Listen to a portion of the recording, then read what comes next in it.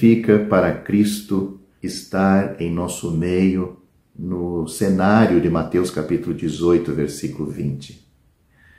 Mateus 18 é um capítulo repleto de ensinamentos práticos. Por exemplo, nosso Pai Celestial ama as criancinhas. É isso que você vai encontrar de uma maneira clara neste capítulo de Mateus 18, no versículo 2, no versículo 5 e no versículo 10. Ele alegra cada vez, ele se alegra, ele fica alegre, fica contente, cada vez que uma ovelha desgarrada é trazida para ele, ou para casa. Mateus capítulo 18, este capítulo, versículo 13. Devemos ser como ele e tentar reconquistar um irmão ou irmã que pecou. Versículo 15 deste capítulo 18 de Mateus. O Senhor Jesus nos ensina a maneira para fazer isto nos versículos 15 a 17.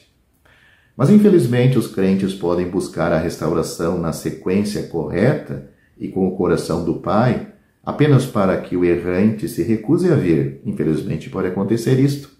O desviado não quer voltar, mesmo os crentes agindo de maneira correta.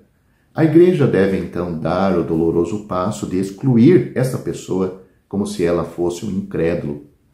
Note o versículo 17, onde temos esta verdade, em Mateus capítulo 18. E é neste ponto deste capítulo de Mateus 18 que entra o assunto do nosso vídeo, nos versículos 18 a 20. Em cada versículo há um paralelo declarado ou implícito entre o céu e a terra. O que está ligado ou desligado na terra será ligado ou desligado no céu. Note o versículo 18.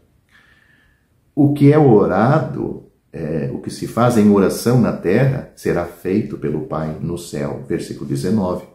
Onde 2 ou 3 estiverem reunidos na terra, Cristo está no meio, apesar de estar no céu. Versículo 20. Este breve trabalho contextual nos permite dar as seguintes respostas ao questionador. Primeiro, doutrinariamente. O fato de Cristo estar em nosso meio significa que Ele é Deus. Isto está implícito no paralelo céu e terra apresentados nos textos. Cristo pode prometer sua presença àqueles reunidos em seu nome pela mesma razão que Ele pode prometer a todos os seus discípulos que vai estar com eles para sempre. É o que Ele prometeu antes de voltar para o céu, Mateus capítulo 28, versículo 20. Ele é Emanuel, Deus conosco. É o que temos em Mateus capítulo 1, versículo 23. Ele é Deus onipresente. Salmo capítulo 139. E Cristo é onipresente também. Deus o Pai é onipresente. É o que temos no Salmo 139. E Cristo é onipresente também, capaz de estar com seu povo enquanto está no céu como Senhor. Em segundo lugar, na prática, a presença divina de Cristo significa que Ele está com seu povo em um sentido especial para nos ajudar e confortar. As palavras do Senhor assumem sua onipresença, mas promete algo mais? Lembre-se do contexto. Poucas coisas podem ser mais dolorosas para uma igreja do que excomungar, tirar um membro da sua comunhão.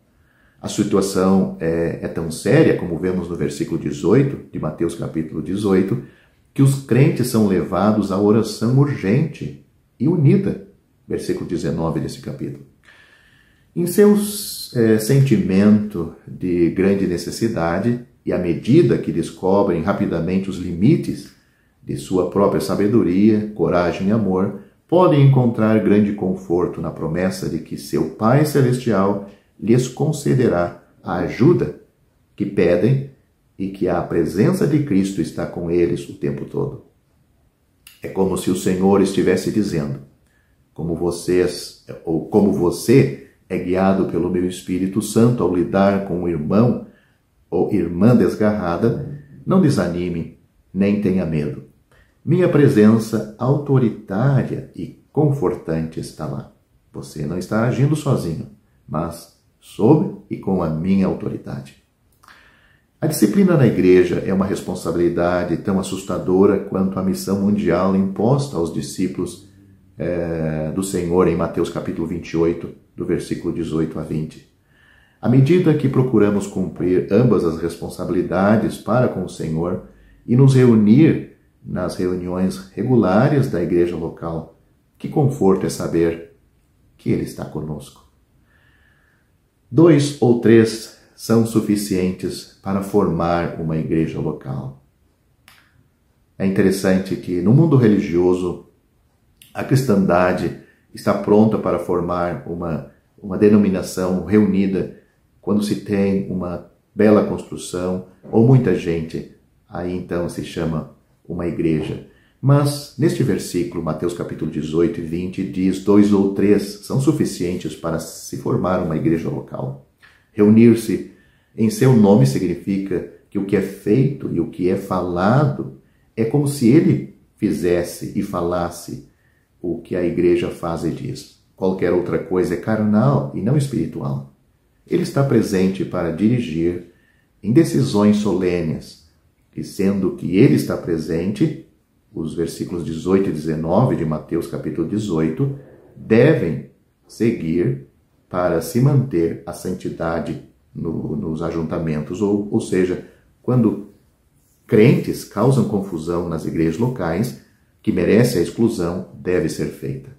O verbo grego sunago, traduzido reunir, congregar, ajuntar, é usado frequentemente das reuniões da igreja. Na Bíblia está assim. Por exemplo, no partir do pão, em Atos capítulo 20, versículo 7, reunião de oração, em Atos capítulo 4, versículo 31, a reunião de ensino, em Atos capítulo 11, versículo 26, a reunião de estudo bíblico, em Atos capítulo 15, versículo 30, a reunião dos anciãos, em Atos capítulo 15, versículo 6, a reunião missionária, em Atos capítulo 14, versículo 27, e a reunião para disciplina numa igreja local, 1 Coríntios capítulo 5, versículo 4.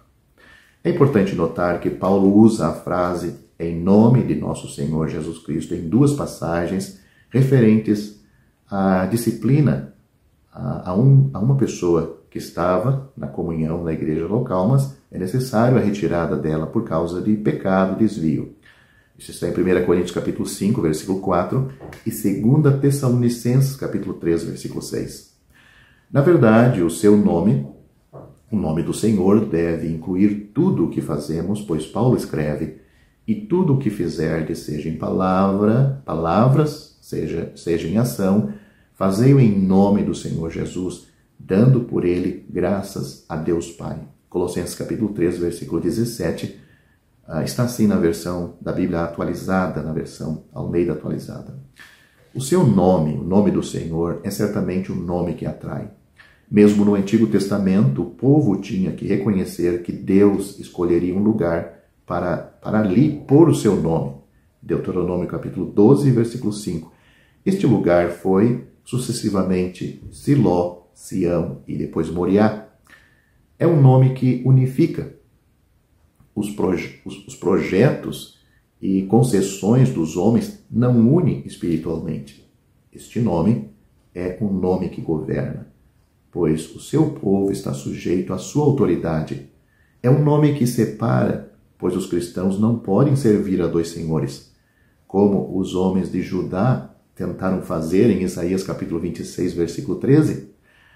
Agir como se pudéssemos nos unir a qualquer nome entre os homens, como fizeram os coríntios, isso está em 1 Coríntios capítulo 1, versículo 12, é mera religião carnal. O Senhor, no meio deles, é muito precioso para o povo de Deus. Em Lucas capítulo 2, versículo 46, o Senhor Jesus estava no meio dos doutores, no templo para instrução. Ainda que ele era um adolescente, um pré-adolescente. Em Mateus capítulo 18, versículo 20, ele está no meio, na reunião dos crentes para associação com eles, com este povo. Em João capítulo 19, versículo 18, está registrado que ele está no meio de 2 malfeitores para salvar, um foi salvo. Em João capítulo 20, versículo 19, ele está no meio dos discípulos, depois da sua ressurreição, temerosos, discípulos temerosos, para provar que ele ressuscitou, que era ele mesmo. E para finalizar este vídeo, em Apocalipse capítulo 5, versículo 6, ele está e estará no meio do seu povo para glorificação. Ao findar o labor desta vida, quando a morte ao teu lado chegar,